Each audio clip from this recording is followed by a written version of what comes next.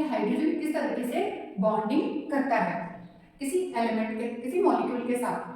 Force of attraction between hydrogen bonding और किसी element के बीच में यदि बॉन्डिंग हो रही है तो वो किसके थ्रू हो रही है, फोर्स ऑफ अट्रैक्शन है। जब भी तो बॉन्ड बना पा रहा है, चाहे वो कोवलेंट बॉन्ड हो, कोऑर्डिनेशन बॉन्ड हो, फिर चाहे वो हाइड्रोजन बॉन्डिंग हो। अब हम इसमें जो मेजरली जो बात करेंगे वो हाइड्रोजन बॉन्डिंग की करेंगे।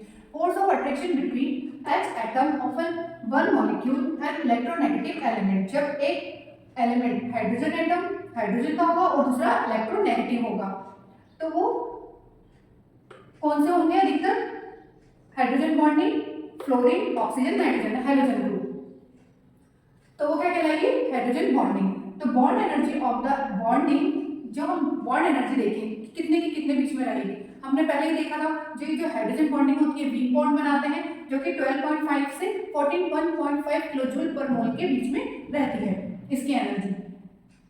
अब हम देखेंगे हाइड्रोजन फ्लोराइड, हाइड्रोजन फ्लोरीन के साथ मिलकर कैसे बॉन्ड बना रहा है। ये जो बॉन्ड बन रहा है हाइड्रोजन और फ्लोरीन के बीच में, ये बन रहा है कोवलेंट बॉन्ड।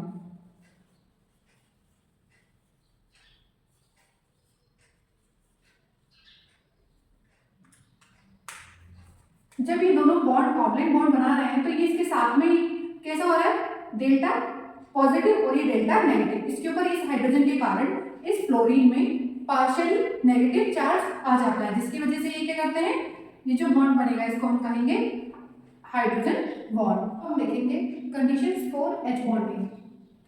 यदि हम कंडीशन देखें, जो पहली कंडीशन होगी वो ये होगी कि जो एच एटम है should be attached to a highly electronegative element.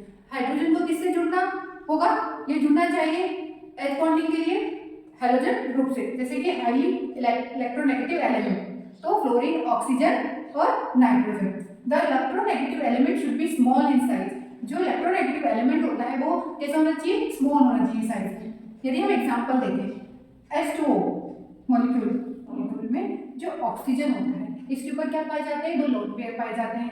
Lone pair क्या होता है, वो पेयर, वो इलेक्ट्रॉन का वो पेयर जो कि किसी के साथ बॉन्ड नहीं बना रहा है, तो ये क्या लोन पेयर हो जाते हैं। अब एक मॉलिक्यूल यहाँ पर है, वाटर का एक मॉलिक्यूल यहाँ पर है, एक मॉलिक्यूल यहाँ पर है। अब इन तीनों के बीच में ये 1, 2, 3 मॉलिक्यूल के बीच में किस तरह से बॉन्डिंग होती है। तो देखिए ये जो बॉन्ड रहेगा ये कोवलेंट बॉन्ड बनता है इसके बीच में, पर जो इस ऑक्सीजन का इस हाइड्रोजन के बीच में किस तरह से एच बॉन्डिंग हो रही है हमको ये देखेंगे। तो ये जो ऑक्सीजन है इसके ऊपर क्या पार्शियली चार्ज आ जाता है, इसके ऊपर हाइड्रोजन के ऊपर और इसके डेल्टा टू नेगेटिव। तो ये ऑक्सीजन क्या करेगा, इस हाइड्रोजन को खींचेगा अपनी तरफ। तो इस तरीके से ये हम इसका एग्जांपल देखें। इसी तरीके से NH3 अमोनिया में भी इसी तरीके से बॉन्डिंग होती है। हम बात करें एच बॉन्डिंग में टाइप्स की, तो हमें 2 टाइप्स देखने को मिलेंगे, इंटरमॉलिक्यूलर और इंट्रामॉलिक्यूलर एच बॉन्डिंग। जो इंटरमॉलिक्यूलर है उसके अंदर हाइड्रोजन हमको 2 मॉलिक्यूल्स के बीच में बॉन्ड बनाते हुए हमको मिलेंगे। Between 2 molecules which can be same और डिफरेंट, है तो वो सेम होंगे या डिफरेंट होंगे, पर 2 मॉलिक्यूल होंगे। पर जो इंट्रामॉलिक्यूलर एच बॉन्डिंग है उसके अंतर्गत हमको एक ही मॉलिक्यूल में एच बॉन्डिंग देखने को मिलती है। जैसे एग्जांपल ऑर्थो नाइट्रोफिनॉल, इसमें देखिए हाइड्रोजन इस एक ही मॉलिक्यूल में ऑक्सीजन के साथ हाइड्रोजन बॉन्डिंग करेगा, जबकि इसके इंटरमॉलिक्यूल में हमको देखेंगे कि जो हाइड्रोजन 1, 2, 3 तो ये 2 मॉलिक्यूल के बीच में बॉन्डिंग देखने को मिलेगी, जिसे हम क्या कहेंगे इंटरमॉलिक्यूलर एच बॉन्डिंग, और जबकि हम इसको कहेंगे इंट्रामॉलिक्यूलर एच बॉन्डिंग है। इथाइल अल्कोहल और वाटर के बीच में यदि हम देखें तो ये जो बॉन्डिंग है इस H पर पार्शियली चार्ज आ जाता है और इस ऑक्सीजन के कारण, इलेक्ट्रोनेगेटिव के कारण, तो ये बॉन्डिंग हो जाती है। देखिए ये अलग मॉलिक्यूल है इथाइल अल्कोहल और ये वाटर अलग।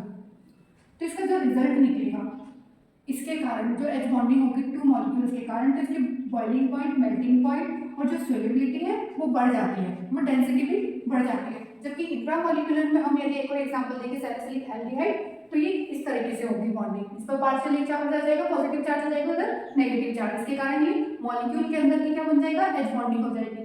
जो रिजल्ट इसका ये निकलेगा, जो साइक्लाइजेशन है इसके ऊपर कोई इफेक्ट नहीं पड़ता है फिजिकल